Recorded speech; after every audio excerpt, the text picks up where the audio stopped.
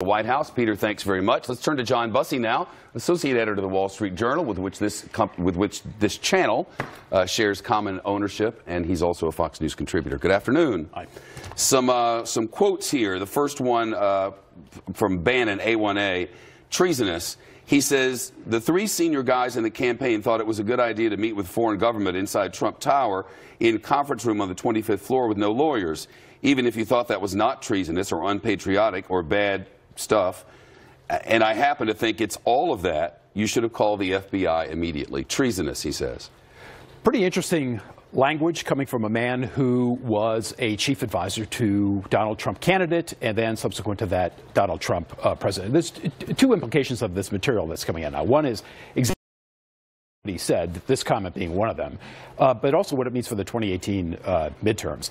What he said is going to just, it's just going to give, if it didn't already have it, continued momentum to the Mueller investigation. This kind of language questioning the sensibility of that meeting with the Russian lawyer in Trump Tower. But he went beyond that. He said he talked a little bit about the issue of money laundering, and as you well know, Shep, that Mueller has hired some of the best money laundering expert prosecutors in the land, and he's looking deeply at this issue of money laundering.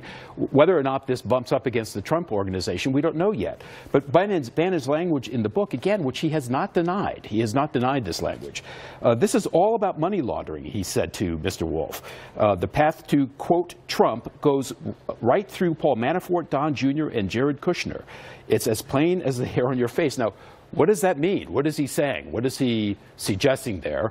And how much of this is going to simply give more legs to an investigation that the Trump presidency had hoped was going to sort of wrap up by Christmas? Well, one of the things he said was that the main lawyer hired, the first prosecutor, was all about money laundering, that to him at least, this investigation clearly is about money laundering. Yeah, that's right. I mean, that's where Bannon is headed in this conversation. This is a political bromance gone bad, and it's going to have longer-term implications for what's now going to happen this year in elections around the country. The Trump group of the electorate now is kind of split between those people who are going to support President Trump and those who support Bannon and sort of the nationalist image that he has for the country and the agenda that he helped set that got Trump elected, the language of that agenda. There's going to be a split. If you're a candidate out there, you're a Republican candidate, do you sort of welcome Steve Bannon's endorsement at this point? Is that going to you with the President of the United States, or do you shun it? That's the cleavages that you're going to see, along with the cleavage that has the establishment GOP kind of off on its own at this stage. You know, the allegation is that for Trump, winning was going to be being the most famous person in the world, that he was going to parlay that fame into a news network, A1C now. And here's a quote about the election night. Trump did not enjoy his own inauguration. He was angry that A-level stars snubbed the event and visibly fighting with his wife, who seemed to be on the verge of tears. Throughout the day, he wore what some around him had taken to be calling his golf face, angry and pissed off, shoulders hunched, arms swinging, brow furrowed, lips pursed. So the administration is saying, just don't believe this book, that there are a lot of untruths in it. It's going to be tough for an administration that has had trouble presenting the truth itself and has been caught in any number of falsehoods. Hundreds. Lecturing somebody else about truth-telling.